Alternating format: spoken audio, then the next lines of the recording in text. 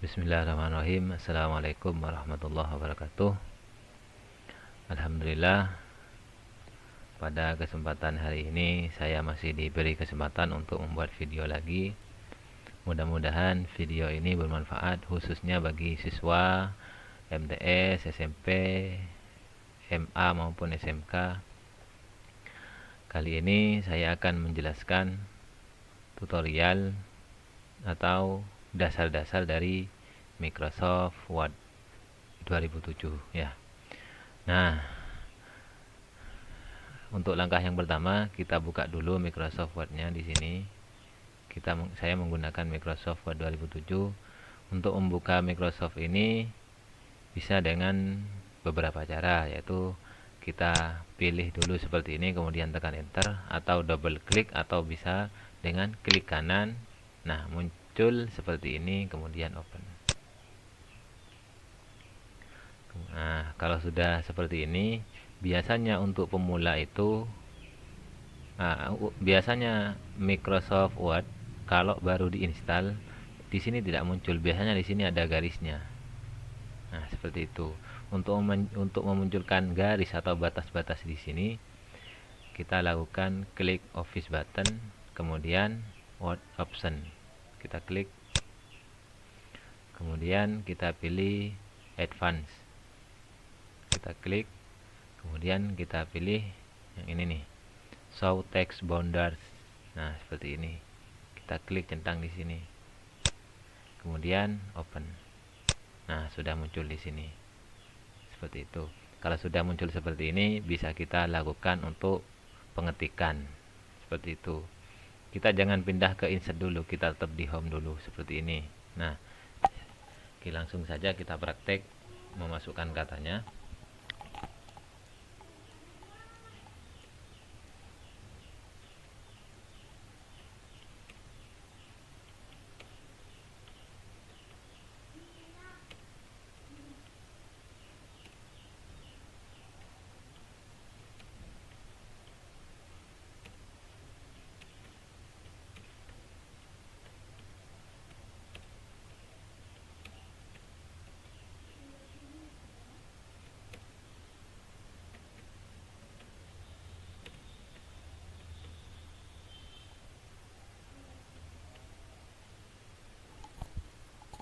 Nah, seperti ini. Kita buat teks seperti ini sebagai contoh saja ya. Nah, di sini kalau misalkan kita menganggapnya kurang dekat atau apa, kita bisa pilih zoom di sini. Nah, ini bisa kita geser ini ke samping, ke sini semakin dekat. Kalau kita geser ke sini berarti semakin jauh, atau bisa langsung klik di sini.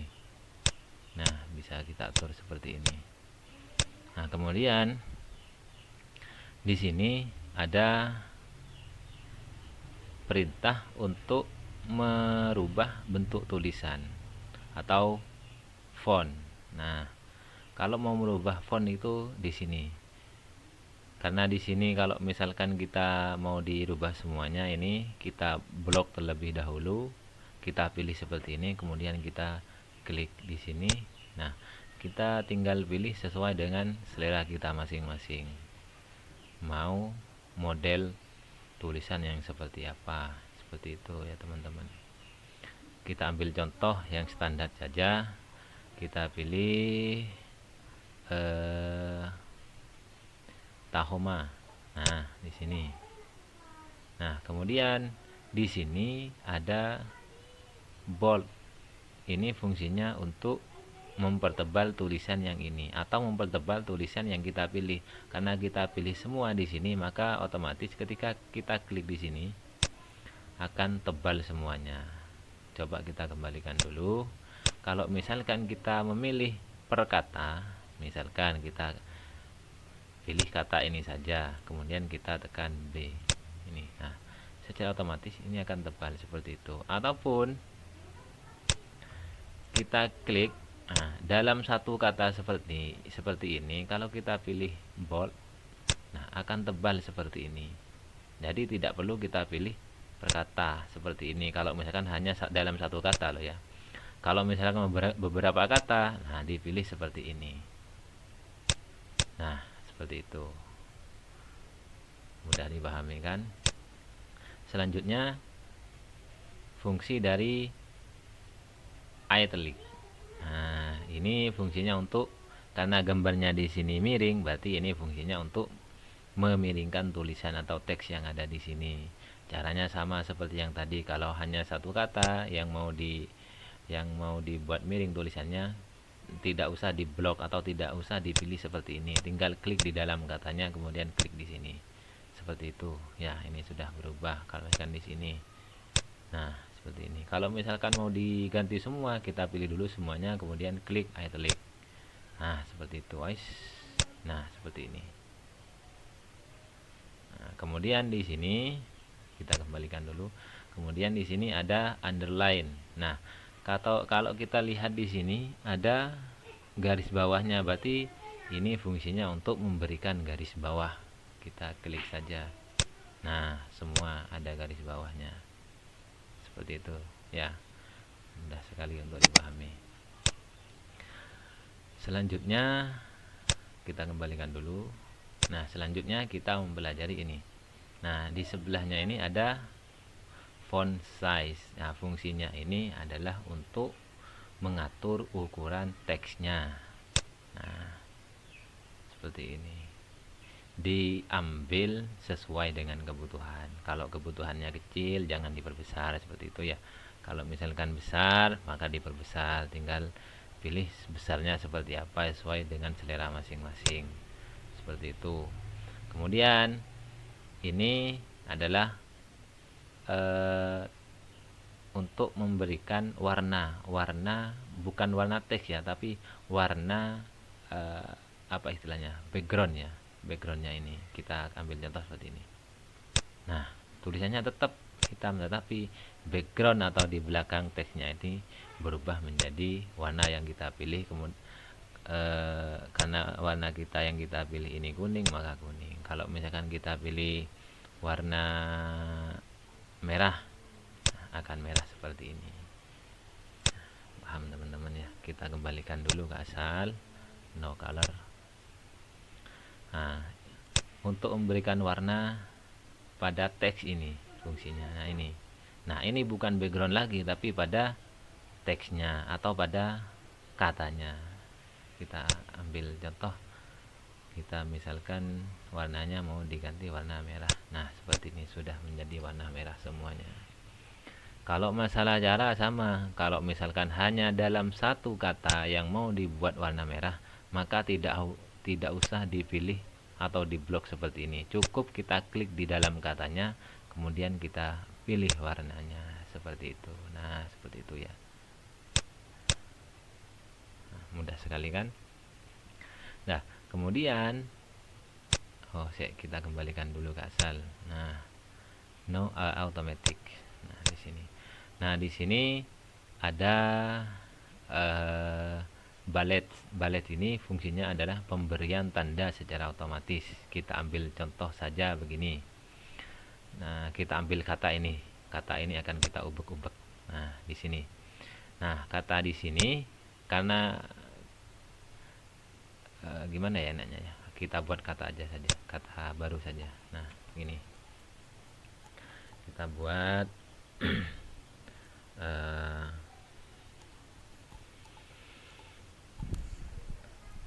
nama-nama hewan.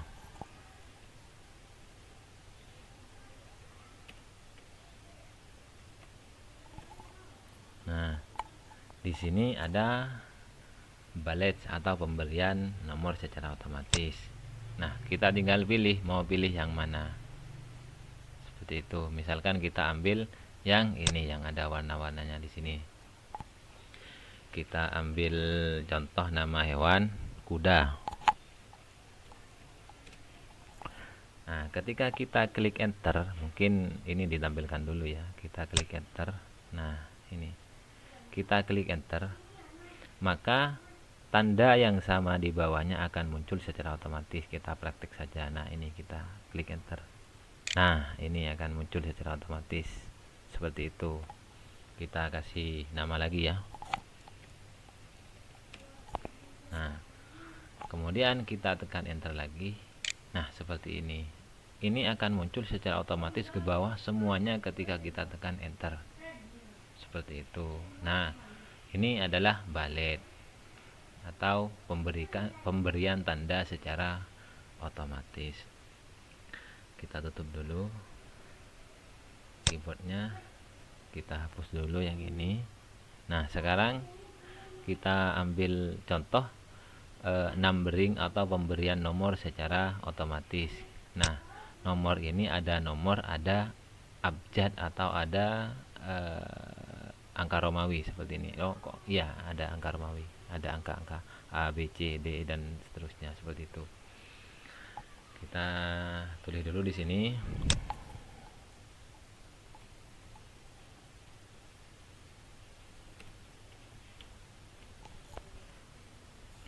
Nah, caranya sama seperti yang saya praktekkan di kata nama hewan ini. Tapi kita praktek saja.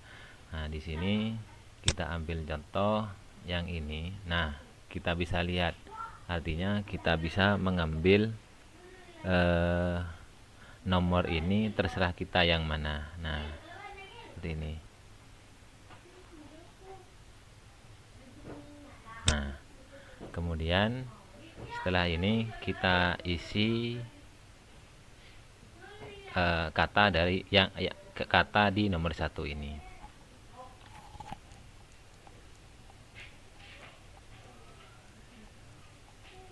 Nah, ketika kita tekan enter di sini, maka nomor 2 akan muncul secara otomatis. Nah, seperti itu. Kita isi nama kota dulu di dalamnya. Nah, kemudian kita enter lagi. Nah, kita isi dulu nama kotanya. Nah, kemudian kita isi satu lagi biar tidak penasaran.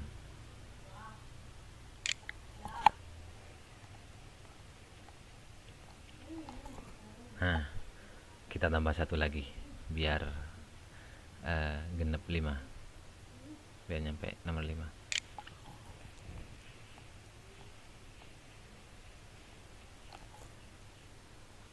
Nah, kita sembunyikan dulu. Nah, di sini biasanya kalau murid saya itu bertanya, Pak, penting enggak pemberian nomor secara otomatis ini? Kan kita bisa ketik manual 1, 2, 3, 4, 5 dan seterusnya. Jawabannya penting. Karena apa? Ketika kita menghapus angka di sini 1, 2, 3, 4, salah satu angka di sini kita hapus di tengah-tengahnya atau di awal kita hapus, maka secara otomatis kalau misalkan angka 3 kita hapus, maka angka 4 ini otomatis akan berubah menjadi angka 3 dan angka 5 ini akan berubah menjadi angka 4 seperti itu. Kita contoh saja, kalau misalkan angka 3 ini kita hapus backspace, kita pakai ini saja biar kelihatan. Nah, kita hapus backspace. Nah, seperti ini contohnya. Jadi tadi ini yang seharusnya tadi di sini nomor 4 berubah menjadi nomor 5 seperti itu. Kita kontrol Z dulu. Nah, seperti ini teman-teman ya. Begitupun kalau misalkan kita mau menghapus semuanya. Nah, menghapus semuanya ini kemudian kita delete. Nah, akan berubah secara otomatis seperti ini. Jadi kita selanjutnya tidak merubah secara manual. Artinya apa? Ketika kita menghapus, semuanya akan berubah secara otomatis sesuai dengan urutannya. Seperti itu. Nah, setelah ini kita sembunyikan dulu di sini. Nah, di sini ada rata kiri. Nah, rata kiri ini adalah rata ke sini. Nah, di sini ada rata tengah. Nah, biasanya rata tengah ini kita gunakan untuk judul ya, untuk penempatan bab seperti itu. Nah, kemudian di sini ada rata kanan. Kita meskipun kita tidak tahu baca ya, dalam Microsoft Word 2007 ini kita bisa melihat gambarnya. Ya, kalau seperti ini rata kiri, ini rata tengah, ini rata kanan seperti itu. gambarnya kan sudah jelas di sini. Nah, contohnya seperti ini. Kemudian di sini, nah ini fungsinya adalah rata kanan dan kiri seperti itu. Nah, kita ambil contoh seperti ini. Biasanya ini digunakan ketika rata kata-kata itu penuh. Dari sini biasanya ada beberapa baris ya. Kalau misalkan kita menggunakan rata ini, maka yang di sebelah kanan itu tidak rata. Tetapi kalau kita menggunakan yang rata kanan dan rata kiri ini, atau bisa menggunakan dengan kontrol J, ada petunjuknya di situ. Nah, situ ada petunjuknya di situ. Maka yang dari kanan, yang dari kiri dan ke kanan itu akan rata semuanya. Jadi kelihatannya itu rapi seperti itu, teman-teman. Nah, mungkin kita tambah saja kata-katanya di sini biar sekalian bisa kalian ketahui. Kita masukkan saja katanya.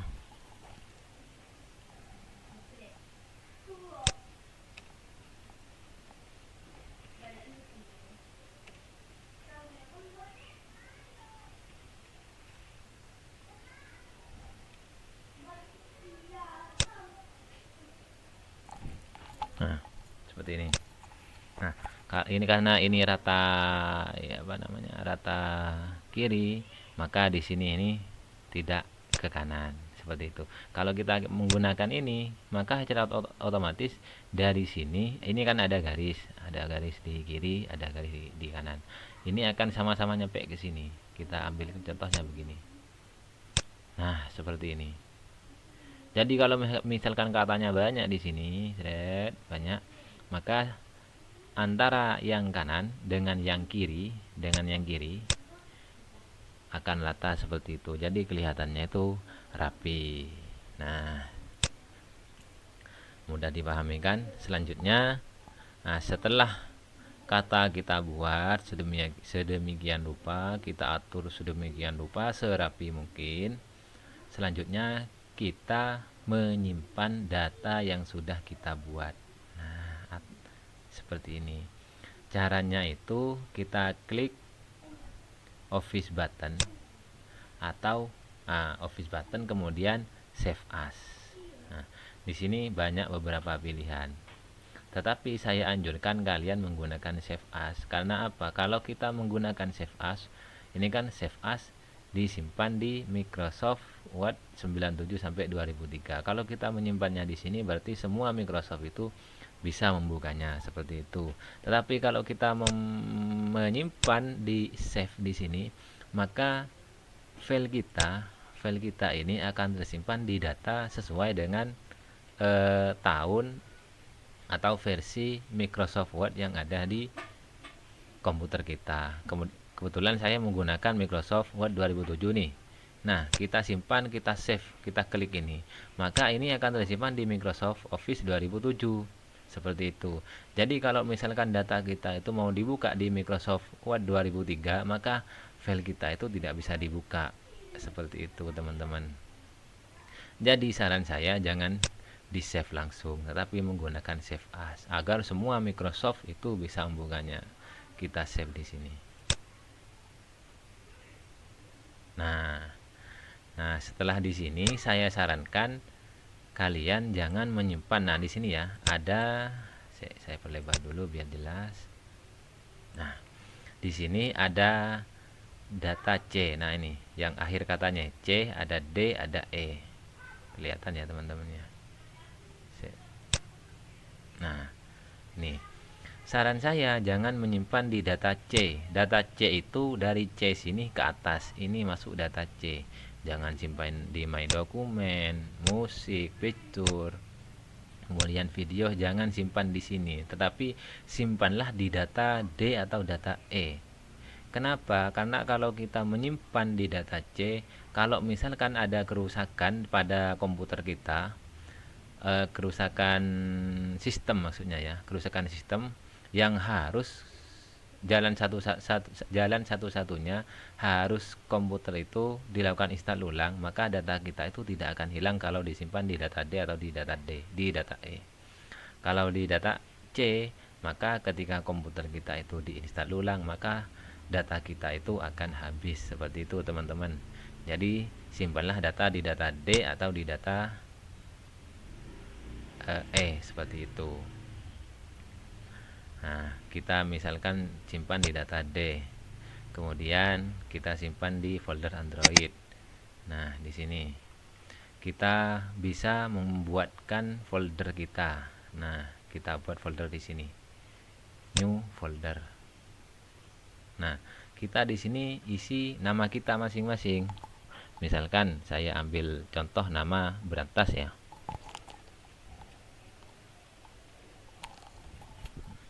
Kita double klik. Mana Berantas dah. Nah, di sini. Maka folder kita itu sudah jadi, kemudian double klik. Nah, di sini ada file name. File name ini fungsinya untuk judul dari atau ya judul file kita. Boleh kita menggantinya. Kalau misalkan file kita tidak ganti namanya, maka secara otomatis akan name-nya ini akan bernama kata awal yang ada di file kita, seperti itu.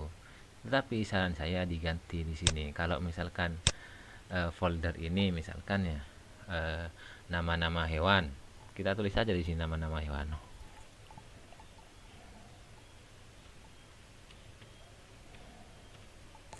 Seperti itu. Kemudian terakhir kita pilih save. Nah, pertanyaannya, apakah file kita ini sudah tersimpan? Pertanyaannya kan seperti itu. Jangan-jangan nanti ketika kita tutup malah file kita itu tidak tersimpan. Caranya bagaimana? Caranya kita, kalau misalkan data kita itu belum tersimpan, maka akan muncul kata seperti ini. Saya ambil contoh ya. Saya tambahi dulu. Karena kalau tidak ditambahi, di sini akan tertutup. Nah, kita close ini, tutup. Nah, ada muncul seperti ini. Kalau kita klik yes, maka akan tersimpan dengan perubahan data yang ada pada file ini.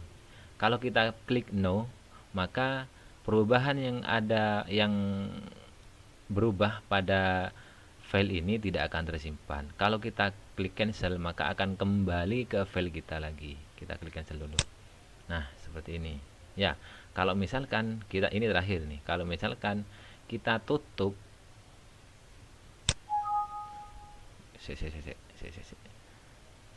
kita cancel dulu. Kalau misalkan ini terakhir ya. Kalau misalkan kita tutup, kemudian tidak ada pemberitahuan apa-apa, maka file kita itu sudah tersimpan dan aman. Kita tutup. Nah, sudah tertutup. Nah, untuk mengeceknya di mana? Kita tadi menyimpannya di data D. Kita buka data D. Kemudian ada folder Berantas. Mana folder Berantas? Ya, Berantas. Terus mana? Mana tadi? Oh, disimpan di Android ya tadi ya. Kemudian Berantas. Nah, di sini. Nah, ini file kita yang baru saja kita buat. Kita coba untuk membukanya dulu.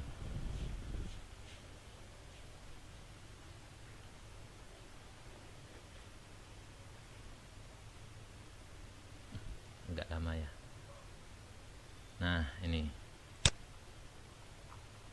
Jadi file kita itu sudah tersimpan di sini. Ya.